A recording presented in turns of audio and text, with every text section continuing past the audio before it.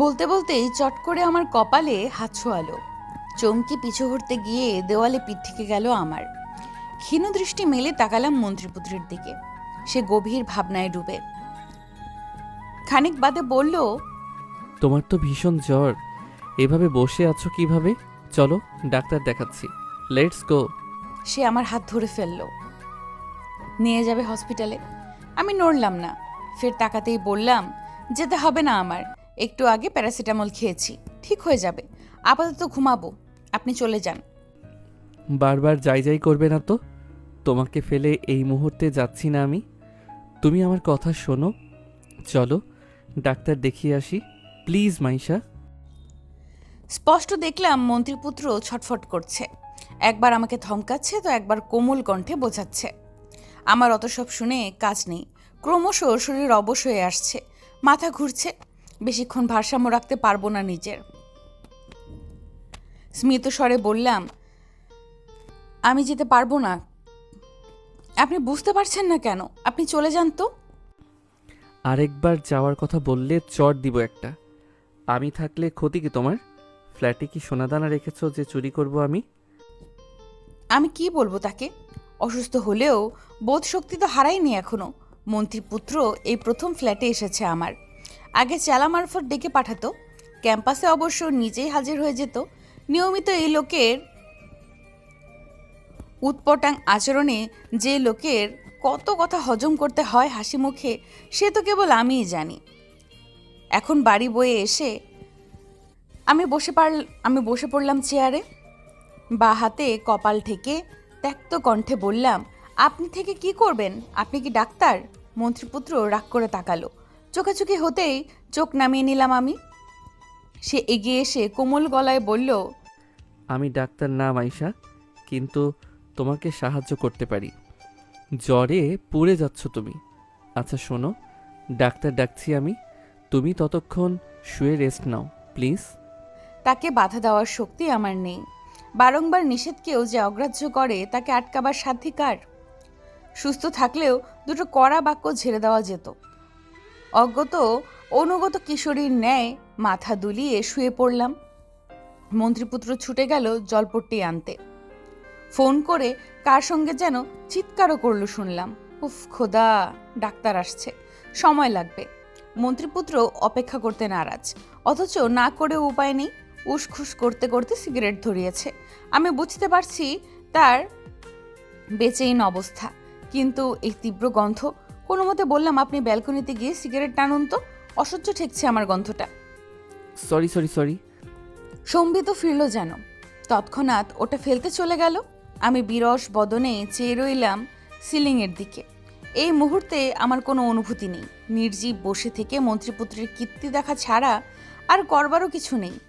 ঘণ্টাখানেক পর ডাক্তার এলো, সঙ্গে মন্ত্রীপুত্রের প্রধান চেলা। বোধ করি পথ দেখিয়ে নিয়ে এসেছে। ওদের দেখা মাত্রই মন্ত্রীপুত্রের সে কি রাগ!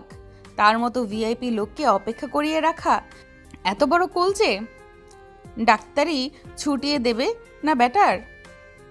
এই সেই হম্বি তম্বি করতে শুরু করলো। চেলামশাই কাচুমাচু করছিল শুরুতে, পরে সমস্ত দোষ ডাক্তার সাহেবের ঘাড়ে চাপিয়ে নির্লিপ্ত বসে রইল। এত হাঙ্গামায় ডাক্তারের কিন্তু কোনো হেলদোল নেই। তিনি অতিশয় সজ্জন ব্যক্তি। কেবল নিরীহ মুখ করে চেক আপ করে গেলেন। টেনে চোখের পাতা তুললেন, জিভ দেখলেন, হাতের তালুও দেখলেন গম্ভীর হয়ে। অতপর সব শুনে বললেন,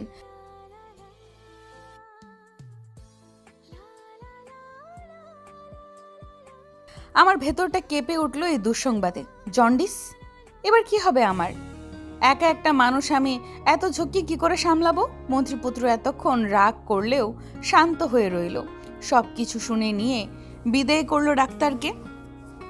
তারপর জলপট্টি দিতে বসে গেল। সে বিকেলে মন্ত্রীপুত্রের শোতে যাওয়া হলো না, না হলো অন্য কোথাও যাওয়া। সারা সন্ধে অসহায় মুখ করে আমার পাশে বসে রইল লোকটা। আমি দুবার বমি করে কাহিল হয়ে পড়লাম, সে যত্ন নিল। জলপট্টি দিতে দিতে তাপমাত্রা কমানোর আপ্রাণ চেষ্টা চালালো। মাথায় বিলি কেটে দিল, ডাব এনে খাওয়ালো।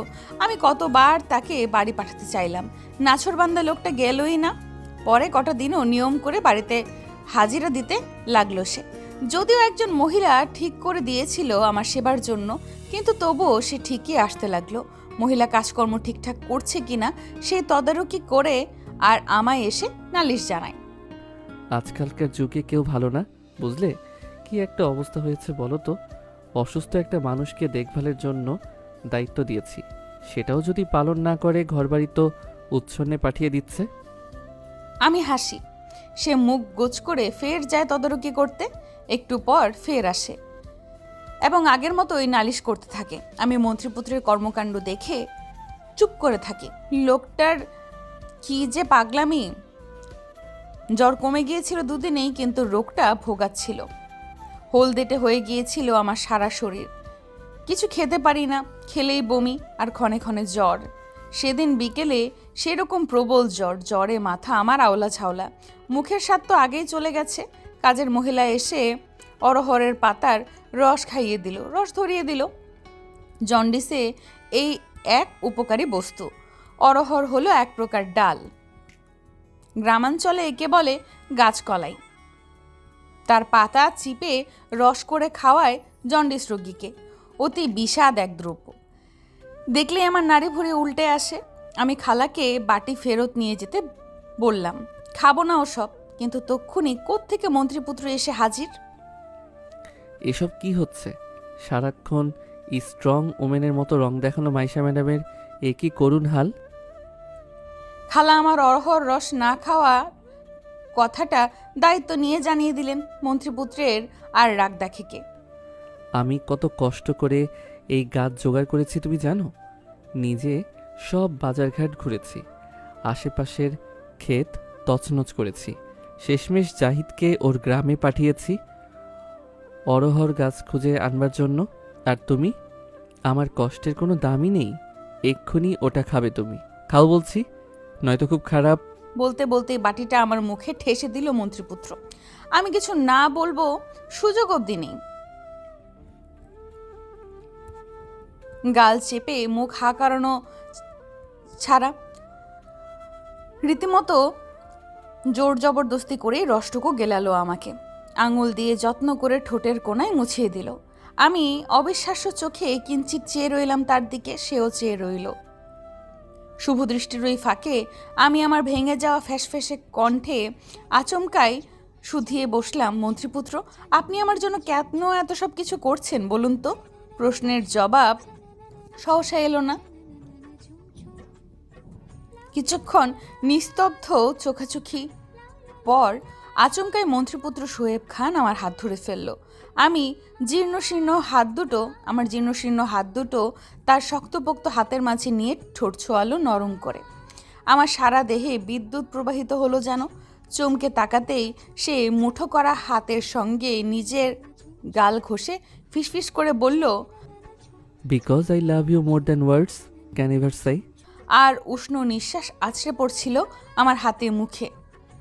জ্বরতপ্ত শরীরে এ সাক্ষাৎ আগুন। আমি দূরে সরে যেতে চাইলাম, সরা হলো না, বরং ডুবতে লাগলাম তন্দ্রার ঘন অতলে। সেদিন ঘুম ভাঙার পর আমি আমার পাশে মন্ত্রীপুত্রকে পাইনি। খালা জানালেন সন্ধে হওয়ায় সে বাড়ি চলে গেছেন। যাওয়ার আগে আমার জন্য এক গাদা করণীয় তালিকা ধরিয়ে দিয়ে গেছে। আমি শুনে কোনো প্রতিক্রিয়া দেখালাম না, স্বাভাবিকভাবে সব কিছু সারলাম। রাত্রিরে শুয়ে বিছানায় কি যেন খসমস করলো, আওয়াজ শুনে বালিশ সরাতেই হাতে এলো একটা কাগজ। I didn't ask because I was afraid of the answer. খুব একটা অবাক হলাম না। মন্ত্রীপুত্রের পাগলাটে স্বভাব সম্বন্ধে আমি ওয়াকিবহল আছি। সন্ধেতে সে ফিসফিস করে আমাকে কি বলেছিল আমার ঠিক মনে আছে। আমি এতটাও বোকা নই যে তার কর্মকাণ্ডের হেতু বুঝবো না। মনে মনে কুবুদ্ধি এঁটে প্রফুল্ল চিত্তে ঘুমোতে গেলাম। পরদিন সকালে আমি অনেকটাই চাঙ্গা। মন্ত্রীপুত্র এলো বেলা করে। এসেই খালার সঙ্গে হম্বিতম্বি শুরু। খালা এই করেছে, সেই করেছে, যা করতে বলে গেছে কিচ্ছু করেনি। খালাকে আর রাখবে না সে, নানান কেচ্ছা। তার দশা দেখে আমি ঠোঁট টিপে হাসতে লাগলাম সারা বেলা। খুব চেষ্টা করছে নিজেকে স্বাভাবিক দেখানোর, কিন্তু ভেতরের উদ্বিগ্নতা লুকাতে পারছে না কিছুতেই। আহা বেচারা। খানিকক্ষণ হাউকাউ করে সে এলো আমার কাছে। ইসুকগুল আর তালমিস্ত্রির শরবত নিয়ে। আমি অন্য সময় নখরা দেখাই, আজ ভালো মানুষটির ন্যায় গ্লাসে চুমুক দিলাম। মন্ত্রীপুত্র দাঁড়িয়েছিল অরষ্ট হয়ে, চেহারায় নিদারুণ দীনতা। হেসে বললাম, কি হয়েছে আপনার, এমন করে তাকিয়ে আছেন কেন? তুমি ঘরে কোনো কাগজ পেয়েছো মাইশা? না তো। পাওনি? ও। মলিন হয়ে গেল চোখ মুখ। আমি মজা পেলাম, দ্বিগুণ আগ্রহ ভরে শুধালাম, কিসের কাগজ বলুন তো, জরুরি কিছু?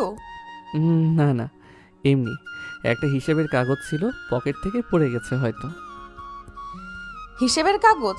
তাহলে তো খুবই দরকারি, চলেন খুঁজে দেখি। আমি গ্লাস রেখে উঠব, তখনই মন্ত্রীপুত্র বাধা দিল। তেমন দরকারি না, তুমি বসো, এমনি একটা কাগজের জন্য। বাদ দাও তো। আমি বাদ দিলাম, কিন্তু বেচারা বোধ হয় বাদ দিতে পারল না। কেমন চিন্তিত মুখে বেরিয়ে গেল ঘর থেকে। আমার কি যে আনন্দ লাগলো। মন্ত্রীপুত্র বড্ড বোকা, সে ভেবেছে আমি কিছু জানি না। জ্বরের ঘোরে তার কথা শুনিনি, তার রেখে যাওয়া চিরকুটও পড়িনি। যদিও এই নিয়ে তার সংশয় কম ছিল না, কিন্তু আমি এমন ভাব দেখিয়েছি বেকুব মন্ত্রীপুত্র ধরতে পারেনি। যা হোক, আপাতত মন্ত্রীপুত্র তার আগের জীবন ফিরেছে। আমিও অসুস্থতার পর নিজের কর্মব্যস্ততায় মত্ত। মাঝে মধ্যে অবশ্য দেখা হয়েই যায়, তবে সে নেহাত কাকতালীয়। এ বছরের শেষে নির্বাচন, যদিও সে অনেক দেরি, তবুও মন্ত্রীপুত্র তোড়জোড় শুরু করেছেন আগের থেকেই। এলাকার নিরাপত্তা বিষয়ক কিছু সমস্যা ছিল, খুব চমৎকার সমাধান করা হলো। শহরের সবচেয়ে পুরনো স্কুলের ভবন সংস্কার করলো শুনলাম। স্থানে স্থানে খানাখন্দে পূর্ণ রাস্তার মেরামত হলো। বছর ধরে নষ্ট থাকা ল্যাম্পপোস্টেও আলো জ্বলল। হায় রে বাঙালি, 5 বছর ক্ষমতায় থেকেও বুঝি এত কিছু করবার সময় পাননি মন্ত্রী সাহেব। গত 3 মাসে যা যা করলেন, অবশ্য সে মন্দ লোক, এই ব্যাপারে কিছু শুনিনি। তবে সারা বছর ঘুমিয়ে ঘুমিয়ে মন্ত্রিত্ব করে শেষ সময়ে এসে জনসেবা করাটা হাস্যকরে ঠেকেছে। সেই সঙ্গে চলছে ভোট চেয়ে সম্মেলন।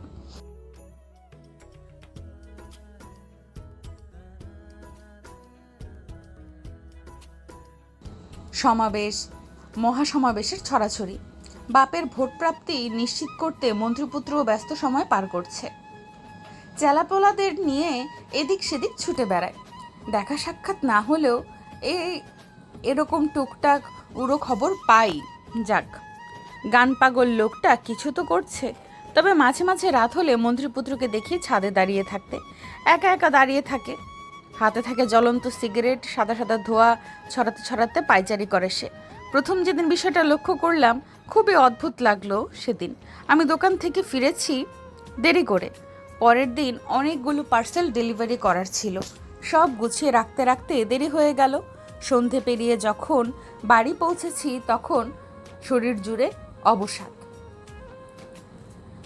দুপুরে যে ছাদে কাপড় মেলে দিয়েছিলাম, সে খবর দিব্যে ভুলে বসেছি। যখন মনে পড়লো, তখন রীতিমতো গভীর রাত, 1:04। আমি এক ছুটে গেলাম ছাদে। হিম হওয়া কাপড় নিয়ে ফিরে আসার সময় চোখে পড়ল ওই ছাদে কেউ একজন হাঁটছে একা একা। ভালো করে তাকিয়ে দেখি ব্যক্তিটি মন্ত্রীপুত্র শোয়েব খান। আমাদের ছাদে অন্ধকার ছিল, হয়তো দেখেনি সে আমাকে। আমি কিন্তু দেখলাম, শুধু সেদিনই না, এরপর নিয়মিত দেখতে লাগলাম তাকে। আর মনের ভেতর খচখচ করতে লাগলো, কি হয়েছে মন্ত্রীপুত্রের, কি হয়েছে আমার শোয়েব খানের? 2 দিন পর রাস্তায় দেখা, মন্ত্রীপুত্রই ডাকলো।